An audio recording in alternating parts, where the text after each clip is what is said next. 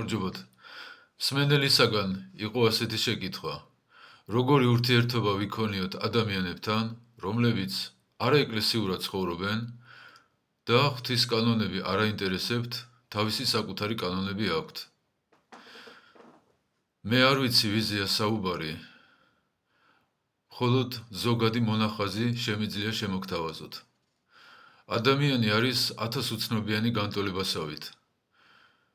ცვალებად სამყაროში ვცხოვრობთ, ჩვენ თვითონ ცვალებადები ვართ, ხვალ რა იქნება, არც ერთმა ჩვენგანმა არ იცის. ვინ როგორ შეიცვლება, ვინ როგორ განიკურნება, განიწმინდება, ეს ჩვენ არ ვიცით. არსებობს უამრავი ნიუანსი, რომლებიც განაპირობებენ ადამიანთა შორის სასარგებლო ურთიერთობების ჩამოყალიბებას. შეიძლება მხოლოდ იმის თქმა, რომ რაც არ უნდა მოხდეს, ჩვენ უნდა ვიყოთ კეთილი მაგალითი გარშემო მყოფთათვის. ადამიანი, რომელიც არასოდეს არ ღალატობს, არანაირ გეგმებს არ აწყობს, არ იჭკვიანი, სხვის მზაკრობას ხედავს, მაგრამ თვითონ ამაზე არც კი ფიქრობს. არჩევანი სხვებმა თვითონ გააკეთონ ხოლმე. თქვენ შესთავაზეთ კეთილი მაგალითი, როგორი შეიძლება იყოს ადამიანი და როგორი უნდა იყოს ადამიანი. მოეწონებათ თუ არ მოეწონებათ, თავის მშობლებს დააბრალონ, რომლებმაც სიკეთე არ ასწავლეს და თავის თავს დააბრალონ, რომ სიკეთე თვითონ არ ისწავლეს. უფალმა თქვა, ეძებდი და ხვპოვოთ, ირეკდი და განგეღოს თქვენ. ყველაო, ვინც ეძებს პოულობს, არ უთქვია, რომ ნახევარი პოულობს, ან 99% პოულობს. ყველაო, ვინც ეძებს პოულობსო. ასე რომ, ეძებონ და იპოვიან. ღვთის ეს მოწოდება ყველას ეხება. თვალები ყველას აქვს, კარგი სახლი როგორია, კარგი მანქანა როგორია, ჯანმრთელი ლამაზი ადამიანი როგორია, ეს ყველა მიცის ახსნის გარეშე. ჩვენ შევთავაზოთ ხოლმე კეთილი მაგალითი ცხოვრებისა, ვისაც უნდა თვალებს გაახელს და დაინახავს. თუ იმის გამო შეგვეყვარებენ, რომ ღვთის კანონებით ცხოვრობთ, ღმერთს მადლობა.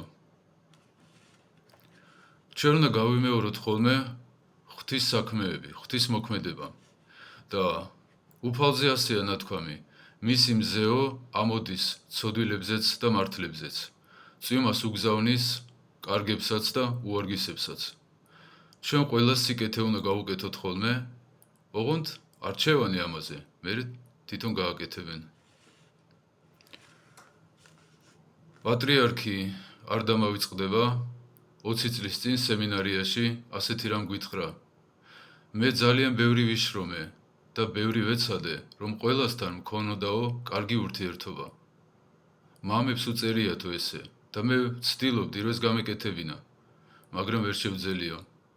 შეუძლებელია ყველას გული მოვიგოთ. ღმერთი განკაცდა, მკვდრებს აცოცხლებდა, კეთრონებს კურნავდა და ადამიანებმა არ ინებეს.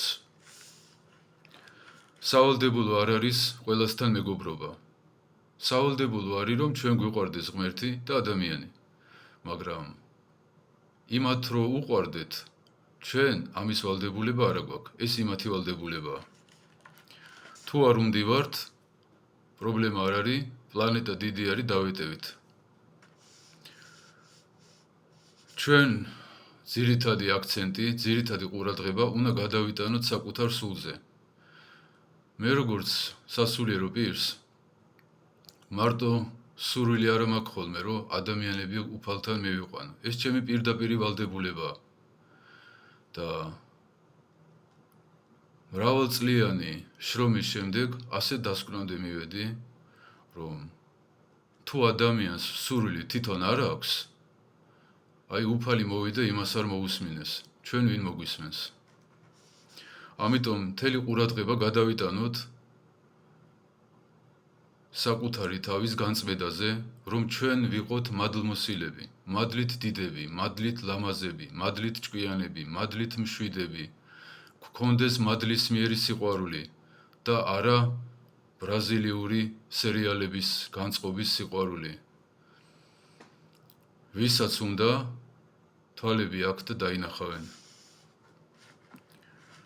უნდა აუხსნათ ხოლმე, ოღონდ სიყვარულით, რომ ღმერთი არ არის თოვლის პაპა, რომ ის არასოდეს არ შეეგუება ეშმაკს და მის საქმეებს, რომ ბოროტებას არ აქვს ბედნიერი მომავალი და ეს ყველაფერი უნდა ვასწავლოთ ხოლმე საქმით და სიტყვით, ცხოვრებისეული მაგალითებით 90% დაახლოებით 5-10% ქადაგებებით.